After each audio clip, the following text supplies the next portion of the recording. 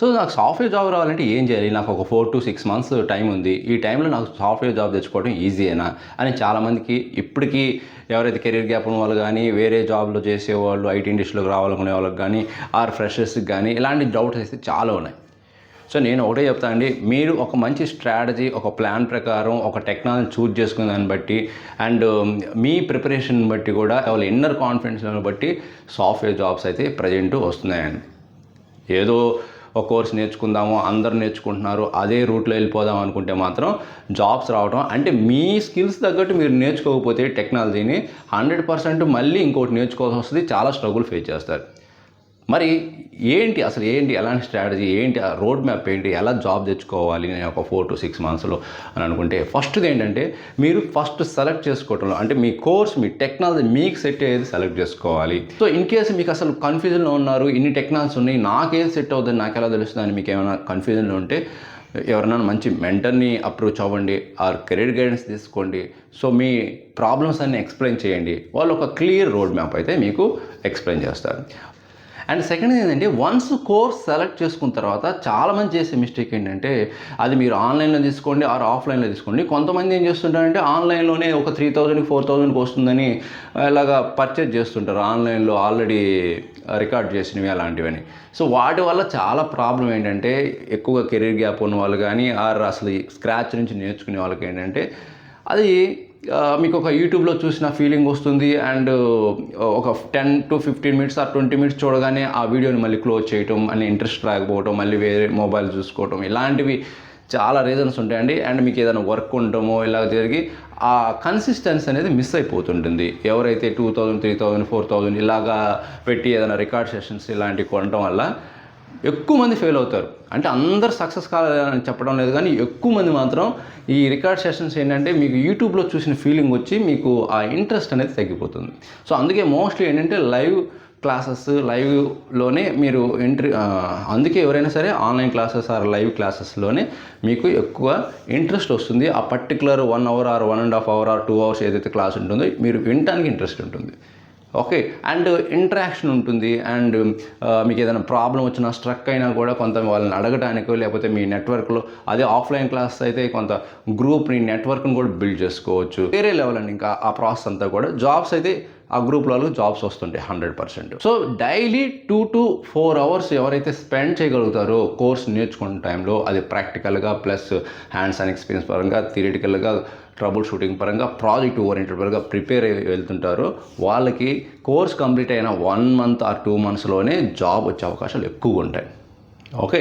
So మీకు just ఒక 3-4 real interviews face చేశారంటే జాబ్ వస్తుందండి. ఎవరైతే డైలీ 2-4 అవర్స్ కానీ ప్రాక్టీస్ చేస్తుంటారో కోర్స్ నేర్చుకునే టైంలో.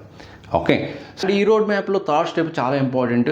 సో చాలామంది కోర్స్ కంప్లీట్ చేస్తారు, సక్సెస్ఫుల్గా ప్రాక్టీస్ కూడా చేస్తారు అండ్ ఒక మంచి రెజ్యూమ్ని బిల్డ్ చేయడంలో మిస్టేక్ చేస్తుంటారు. అది కూడా రెజ్యూమ్ కూడా బిల్డ్ చేశారు అనుకోండి, ఒక మంచి ఏటెస్ ఫ్రెండ్ రెజ్యూమ్ బిల్డ్ చేశారు, దాన్ని ఓన్లీ నౌకరీలో అప్లోడ్ చేసి ఇంకా అప్లై బటన్ క్లిక్ ఇట్లాగా అప్లై బటన్ క్లిక్ చేస్తూనే ఉంటారు. అలా చేయటం వల్ల ఇప్పుడున్న కాంపిటీషన్లో మనకి రెస్పాన్స్ రావడం కష్టం. అసలు దాని నౌకరీ కానీ ఏదైనా జాబ్ పోర్టల్లో అవి రియల్ జాబ్స్ అని కూడా తెలియదు. సో మీరు చేయాల్సింది ఏంటంటే ఇక్కడే మీకు త్వరగా జాబ్ రావాలంటే ఈ స్టెప్ చాలా ఇంపార్టెంట్. మీరు మీ ఏదైతే నేర్చుకుంటారో ఆ కమ్యూనిటీని, ఆ నెట్వర్క్ని ఇంప్రూవ్ చేసుకోండి. ఎక్కువ మంది ఎంప్లాయీస్తో కాంటాక్ట్ అవ్వండి using LinkedIn or some other social groups or ఎలాగని మీ సిబ్లింగ్స్, రిలేటివ్స్ ద్వారా. ఓకే.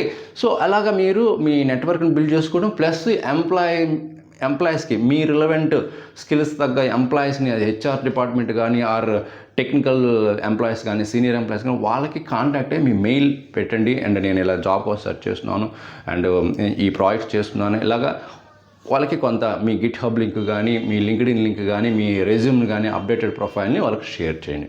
సో ఐటీ ఇండస్ట్రీలో జాబ్ తెచ్చుకోవడంలో ఇదే ఒక రైట్ వే అండి. ఈజీగా త్వరగా జాబ్ రావడానికి, ఈజీ అని కాదు, త్వరగా జాబ్ రావడానికి. అంటే మీకు ఇంటర్వ్యూ షెడ్యూల్ అని ఏంటంటే 2 or 3 కంపెనీస్లో ఏదో ఒక దాంట్లో మీకు కన్ఫర్మ్గా జాబ్ వస్తుంది, మీరు బాగా ప్రిపేర్ అయ్యి ఉంటే. ఓకే. ఆ నెక్స్ట్ ఏంటంటే ఆ ఇంటర్వ్యూస్ కూడా కరెక్ట్గా ప్రిపేర్ అవ్వండి.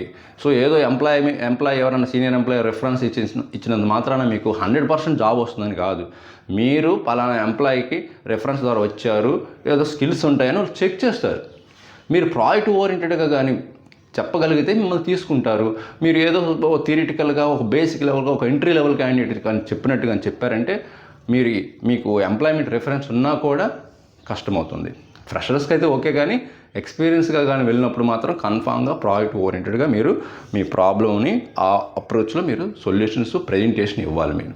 ఓకే, సో ఇలాగా మీరు ఇంట్రెస్ట్ ప్రిపరేషన్ కూడా అండ్ మోక్ ఇంట్రెస్ట్ కూడా చాలా ఇంపార్టెంట్.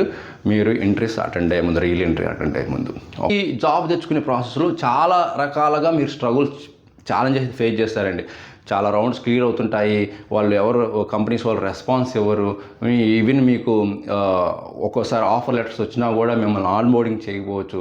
ఇలాంటి ఎన్నో ఛాలెంజెస్ వస్తుంటాయి. ఏదో జాబు ఇంకా నాకు రాదు అని అనుకోవద్దు. సో మీకు మీరుగా ఇంటర్నల్గా మీ స్ట్రెంగ్త్ని ఇంప్రూవ్ చేసుకోండి, మీకు మీరుగా బూస్ట్ చేసుకోండి, గివప్ చేయొద్దు. జాబ్ రావాలంటే కన్సిస్టెన్సీ ఇంపార్టెంట్, ఏదైతే ప్రిపరేషన్ ఉంటుంది interview preparation, and at the same time confidence level, inner confidence level కూడా ఉండాలి. అప్పుడే ఈ కాలంలో జాబ్ తెచ్చుకోవడానికి అవకాశం ఉంటుంది. సో ఈ స్టెప్స్ కాకుండా ఇంకేదైనా మిస్ అయి ఉంటే మీరు కామెంట్ రూపంలో తెలియచేయండి. అది వాల్యుబుల్ అయి ఉండాలి, అందరికీ హెల్ప్ అయ్యేలా ఉంటే కామెంట్ రూపంలో తెలియచేయండి. And latest information related, software related videos ఇలాంటివి కావాలంటే మన lucky tech gent channel follow అవ్వండి. అండ్ మర్చిపోకుండా కంటెంట్ నచ్చితే లైక్ చేసి మీ ఫ్రెండ్స్ కూడా షేర్ చేయండి. ఇంకొక మంచి యూస్ఫుల్ కంటెంట్ మరి కలుద్దాం. Thank you very much.